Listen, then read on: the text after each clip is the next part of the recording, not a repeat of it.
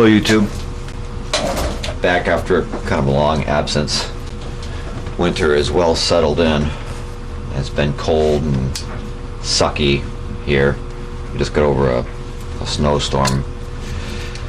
So, and my truck broke down today, so I figured I'd whip out a video while I had the opportunity. Today I've got a Ricoh Singlex TLS that I got as untested, unknown condition on eBay. It was like $3 and I think $4 to ship. And the basic problem with it when I got it was that the film advance lever was stuck.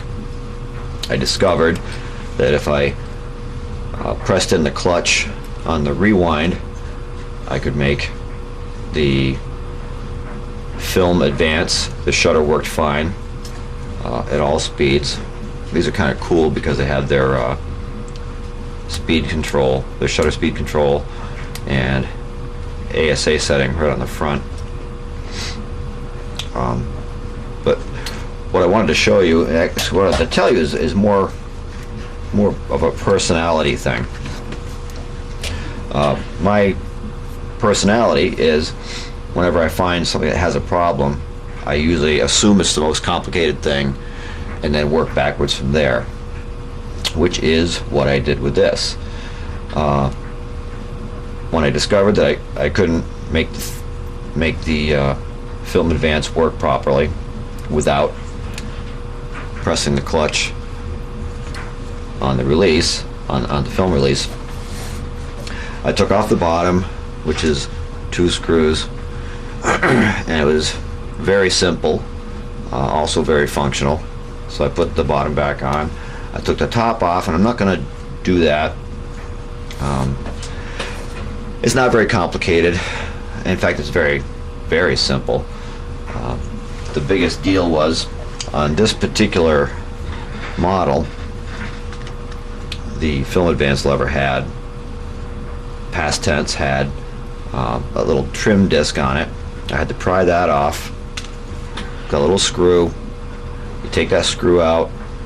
It's a standard thread. This comes off. The arm comes off. I'll put a link in the show notes below. I found a website that has really good detail on disassembling this particular type of camera. This, once you take the winder off, there's another, I don't know what these really are called, these particular type of screws, but they're the ones that have a hole on each side, and you use a spanner tool and you crank them out of there, and that's all that holds the top down. You can pick the top right off. The hot shoe plugs are on the side, so when you lift the top off, you've got the 2 connecting wires. You have to kind of lay the top over very carefully. But as I said, personality, I assume the worst possible case scenario. So I took all this stuff apart. I couldn't find anything wrong with anything up here, other than it was kind of dusty, and this camera was probably built in the middle-ish 60s, maybe the late 60s, and it was a little dirty inside, but I couldn't find anything mechanically wrong with it. One of the cool things about these Ricohs is that they're built in modular form. Everything is components that seem to be put together, and that also is one of the observations in the website of another camera mechanic who took apart one of these. It seems like the individual components were put together, and then each component was pieced together to form the whole. So it was relatively easy to get this apart. I took off, there's a winding mechanism here for the film advance that is held on by 3 screws, and then it just lifts off the whole thing. So it's kind of cool, but I couldn't find anything wrong, and that's the bottom line. When I got this, I assumed that I had taken a pretty thorough look at it. I had it in my hands. I rolled it all over. I opened it up. I looked inside, inside here. I looked at everything. Everything looked fine. So last night, I just couldn't make the film advance work properly with the sprocket engaged. Well, after enough fooling around, I'll make the long story short, after enough fooling around, I discovered that down here, and you can't see it now because the piece has been glued back in. I got some more to do, but it's been glued back in. There was a chunk missing. You see, this is the screw that holds this plastic sprocketed sleeve in place. This piece right here had broken out, had fallen down inside, and was stuck way in back here. And it was also jamming up the film spool. So after I pried that thing, it was stuck in there pretty good. So it was preventing this from turning. It interfered with the film take-up turning, which is why if I disengaged the sprocket clutch, that I could make it work. Because with that clutch disengaged, you don't need, this does not move. It doesn't need to. In fact, it spins freely like it does now. Yeah, it spins freely. I'm not gonna work the shutter or mess around with this too much, because I still got one little spot right over here that I want to get some more super glue on. So I pried that little piece out, and I fiddled around with it with my loop on my eye, and got it positioned, and used some dots of super glue to put it back in place. Like I said, I'm not gonna mess with working the shutter, just in case it's not quite settled and glued well enough in there. And I want to check, to make sure I don't have any big globs of glue around the sprockets that are going to interfere with the film travel.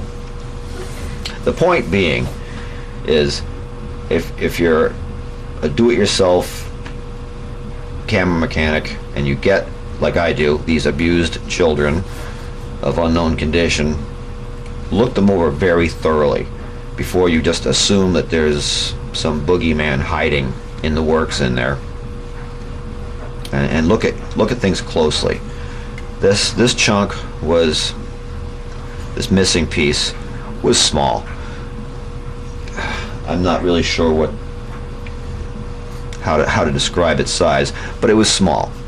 But it was big enough that it could get stuck way down in back here behind everything else, and it was nearly impossible to see until I put a light right on it, and with my 10 power loop was looking in there. I could see a little thing sticking out, and it took some time to pry it out of there, and as soon as I did, the camera worked perfectly.